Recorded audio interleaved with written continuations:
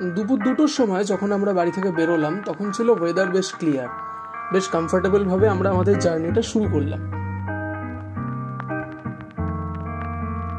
প্রায় 1 থেকে 1.5 ঘন্টা বাদে আমরা আমাদের প্রথম ল্যান্ডমার্ক ক্রস করলাম, যেটা হলো কোলাঘাট ব্রিজ।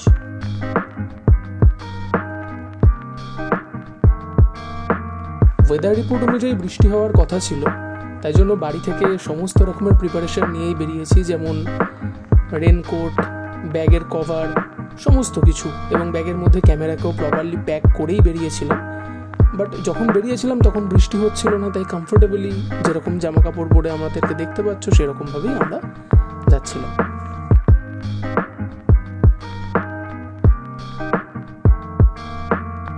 আর স্কুটিতে যাওয়ার এই এক সুবিধা আছে, যত বড়ই ব্যাগ হোক না কেন পায়ের সামনে রেখে দেওয়া যায় আর নিশ্চিন্তে বাইক চালানো যায়, পিঠের উপর কোনো প্রেশার পড়ে না।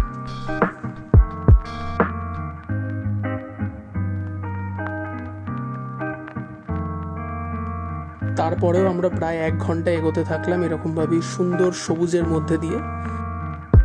দুদিকে সবুজ গাছ, উপরে পরিষ্কার আকাশ, রাস্তা পরিষ্কার, কোনো জ্যাম জট নেই। সত্যি বলতে শহরে থেকে আমরা এই ধরনের পরিবেশ আর দেখতেই পাই না, তাই জন্য এইখানে এইটুকু দেখেই মনে হয় যেন আমরা ঘুরতে চলে এসেছি।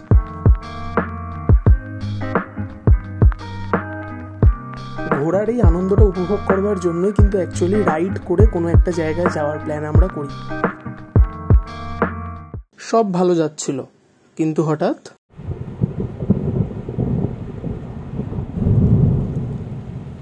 আবার কোনো রকমে কোথাও একটা দাঁড়িয়ে ব্যাগ থেকে সমস্ত রেনকোট বার করে সেগুলো পরে এরপর আমরা আবার গাড়ি চালানো শুরু করলাম। এই বৃষ্টি আসার জন্য বিকেলের আলোটাও অনেকটা কমে এসছে, এখনো আমাদেরকে কিন্তু বেশ অনেকটা পথ যেতে হতো। এবার এটাও একটা টেনশন যে অন্ধকার হয়ে গেলে ওখানে পৌঁছানোটা একটু চাপ, কারণ অনেকটা ভেতর দিয়ে যাওয়া। বাট গাড়িও জোরে চালানো যাবে না, কারণ রাস্তা ভেজা, যদি বাই চান্স স্লিপ করে যায়। তাই এই সমস্ত চিন্তা মাথায় নিয়ে আমরা ধীরে ধীরেই এগোতে থাকলাম, যা হবার হবে এইটা ভেবে।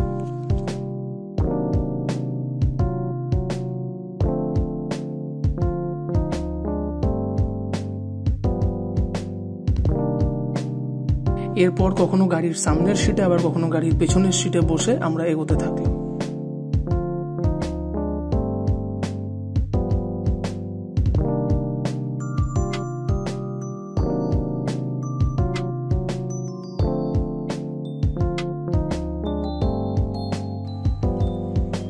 রাস্তায় মাঝে মাঝে এরকম সুন্দর সুন্দর ব্রিজ পড়ছিল, তার নিচ দিয়ে যাচ্ছিল কিছু খাল বা নদী, যেগুলোর নাম জানি না, কিন্তু দেখতে খুব সুন্দর লাগছিল।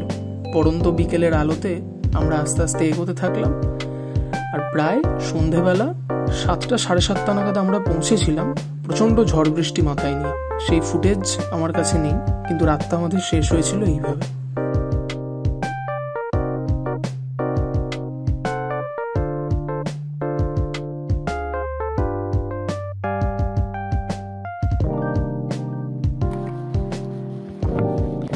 গুড মর্নিং টু আওয়ার কাপল, বলো হাই, বলো হ্যালো, বলো এই তো এটা হচ্ছে ব্লগ বানানো হচ্ছে, এটা আমাদের প্রি ওয়েডিং ব্লগ, মানে আমরা যা যা শুট করব সেই সমস্ত জিনিসপত্র এতে থাকবে। এখন হয়তো বাইরের পরিবেশটা দেখে মনে হচ্ছে এটা ভোরবেলা বা সূর্য ওঠার আগে, কিন্তু না, আমাদের প্ল্যান ছিল অ্যাকচুয়ালি ভোরবেলাতেই শুট করা, কিন্তু এই সময়টা হচ্ছে সকালবেলা, সম্ভবত 10টা সাড়ে 10টা সেরকম একটা টাইম। সকাল থেকে এত বৃষ্টি হয়েছিল আর চারদিকটা এত মেঘলা ছিল যে আমরা শুট করতে বেরোতেই পারিনি। বেসিক্যালি মেঘলা থাকলে কোনো প্রবলেম নয়, কিন্তু বৃষ্টি হলে তো প্রবলেম, তো সেই কারণের জন্য আমাদেরকে হোল্ড করে যেতে হয়। আমরা তাই অনেকটা বেলা করেই শুট করতে বেরোই। বৃষ্টিতে বিচে যাওয়ার রাস্তাই একটা ছোট নদী হয়ে গেছে, কিন্তু আনন্দ এটাই লাগছিল যে হ্যাঁ চলো, রোদ্দুর নেই, ভালোভাবে শ্যুটটা করা যাবে সারাদিন ধরে।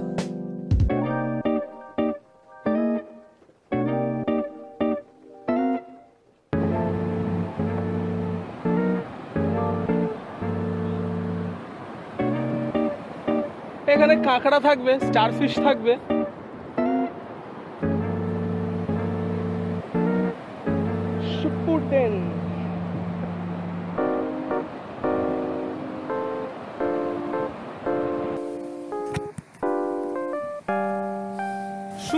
জলের ফিলিং।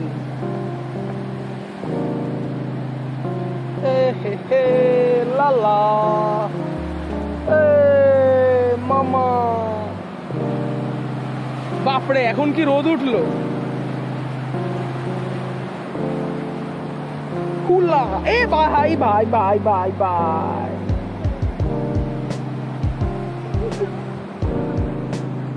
শান্তনদার ঠিক আছে, কোনো চাপ নেই। না না আমি এতটাই তুলে নিচ্ছি, ঠিক আছে। আমার জগার্স একটু শান্ত হও না।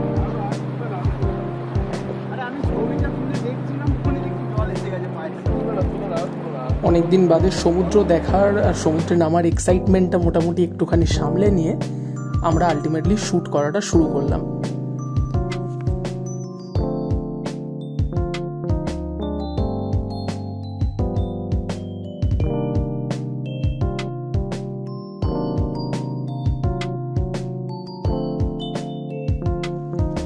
ইউজুয়ালি প্রত্যেকটা শ্যুটেই প্রথম দিকে আমরা একটু ক্যাজুয়াল স্টার্ট দিই, যাতে স্টার্টিংয়ে কাপল আমাদের সাথে খুব কমফোর্টেবল হয়ে যেতে পারে, আমরাও যাতে পরিস্থিতির সাথে অ্যাক্লিমেটাইজ করে নিতে পারি খুব ইজিলি।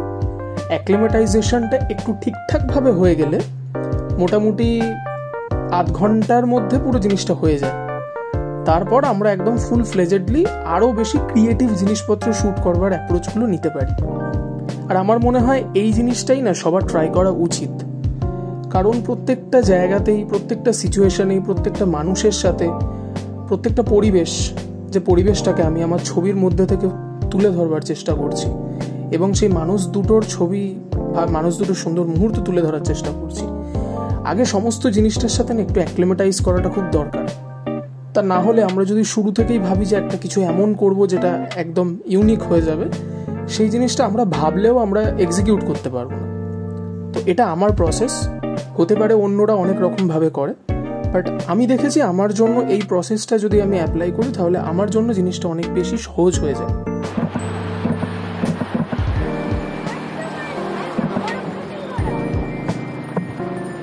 ভালো এসছে, ভালো এসছে।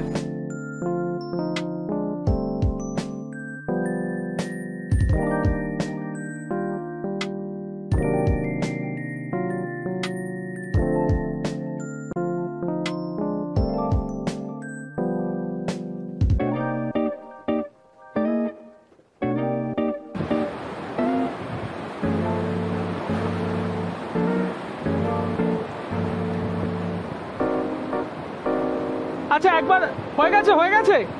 ওই হাতটা দাও, আমি একটা ছবি নেব, আমি একটা ছবি নেব। ওই হাতটা তোলো, ওই দিকেরটা, ওই দিকেরটা, ওই দিকেরটা। হ্যাঁ হ্যাঁ, একটু সরে যান, আমি একটা ছবি নেব, সরে যাও। চলো রেডি রেডি, হ্যাঁ হ্যাঁ হ্যাঁ, নাইস। দাঁড়াও জল আসুক, hold hold hold hold, change করো না। ভাল লাগছে, দুজন দুজনের দিকে তাকাও। নাইস, থাকবে থাকবে। দাঁড়াও জলটা আসুক, জলটা আসুক।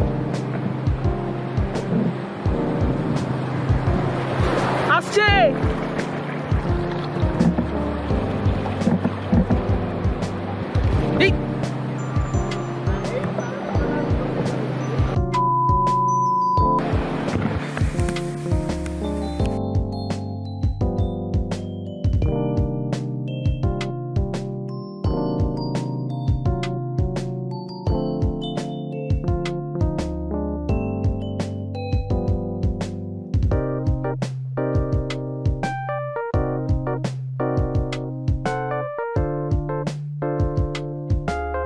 সকালবেলার সমুদ্রের ধারের শ্যুট কমপ্লিট করে আমরা পৌঁছালাম আমাদের নেক্সট লোকেশনে।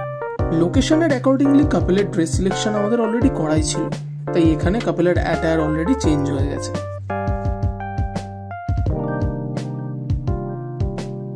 সকালবেলার ওই মেঘলা ওয়েদারের পরে দুপুরবেলায় এতটাই রোদ উঠলো, সেই রোদ্দুরের মধ্যে শ্যুট করতে গিয়েই আমাদের মাথা খারাপ হয়ে যাচ্ছিল।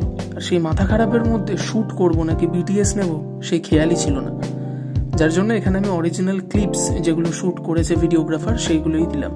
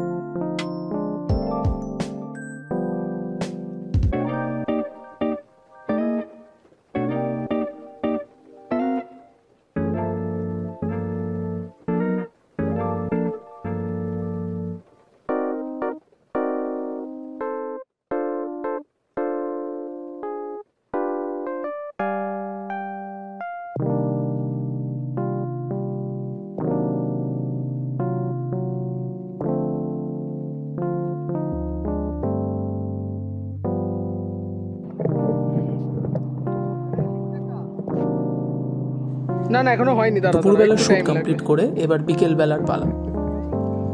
এই বিকেল বেলার সেগমেন্টটা দিয়ে আমাদের মন্দারমণির শুট ডে এন্ড হবে। অ্যাজ ইউজুয়ালি আমাদের কাপলের ড্রেস আবার চেঞ্জ। আর এখানে একটা নতুন জিনিস দেখলাম, যে জিনিসটা আমার কাছে অবশ্যই নতুন, হয়তো বাকিদের কাছে নতুন নয়, আর সেটা দেখে আমি অবাকও হলাম। সেটা হচ্ছে আমি দেখলাম সমুদ্র অনেকটা পিছিয়ে গেছে।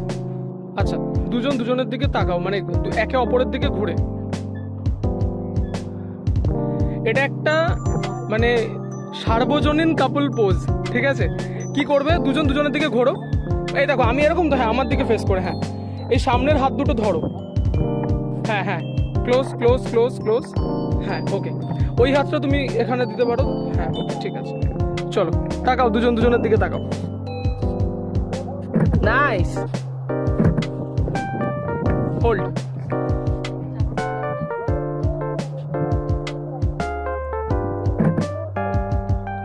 হ্যাঁ হ্যাঁ হ্যাঁ, পাটা ওরকম। শান্তনদা তুমি একটা ওয়াকিং পোজ দাও, মানে পাটা এক না ওরম না, একটা পা পিছাও না, ওরকম করবে না, ওটা মেয়েদের ভাল লাগে। তুমি পা মাটিতে রাখো, মানে দুটো পায়ের মধ্যে লাইক দিস লাইক দিস, হ্যাঁ। আর তুমি পাটাকে একটু বেন্ড করো নবনীতা, আরেকটু বেন্ড, আরেকটু বাইরে আনো পা। তোমায় বলছি তোমায় বলছি, নবনীতাকে বলছি না। ওই পাটাই, ওই পাটা সামনে, হ্যাঁ এটা একটু ক্লোজে হবে, একটু ক্লোজে হবে, দূর হয়ে গেল। চলো নাইস, হোল্ড। আচ্ছা ফেসটা আমার এদিকে, ফেসটা আমার এদিকে। আচ্ছা কার, আমার?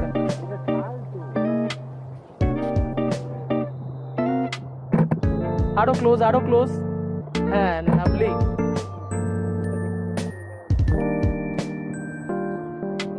দাঁড়াও, হোল্ড হোল্ড করো, হোল্ড করো, হোল্ড করো।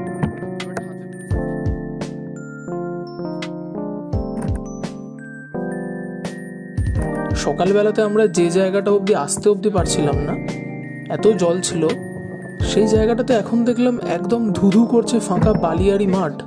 দেখে একটা অদ্ভুত রকমের অনুভূতি হলো।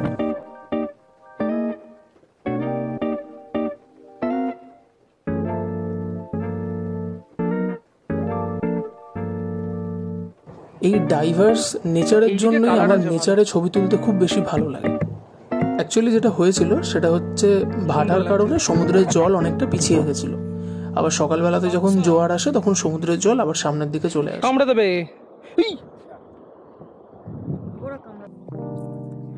এই জায়গাটা মানে এরকম, মানে এটা কি জলের জন্যই হয়েছে এরকম শক্ত হয়ে গেছে, পুরো একদম এঁটে গেছে, পুরো টাইট।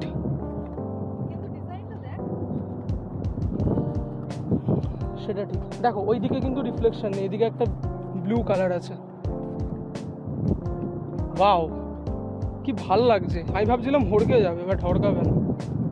এটা সেই তিস্তা নদীর মতো লাগছে।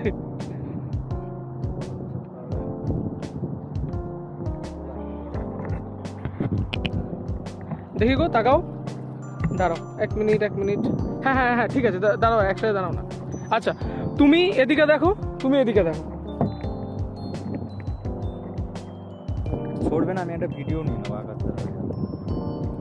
আচ্ছা নবনীতা তুমি দাদার দিকে, হোল্ড হোল্ড হোল্ড হোল্ড।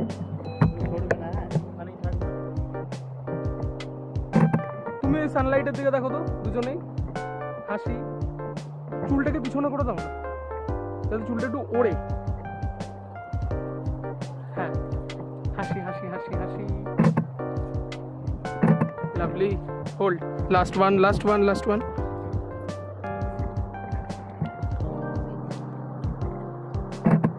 এই ছবিটা অসাধারণ লাগছে, একটু বেশি।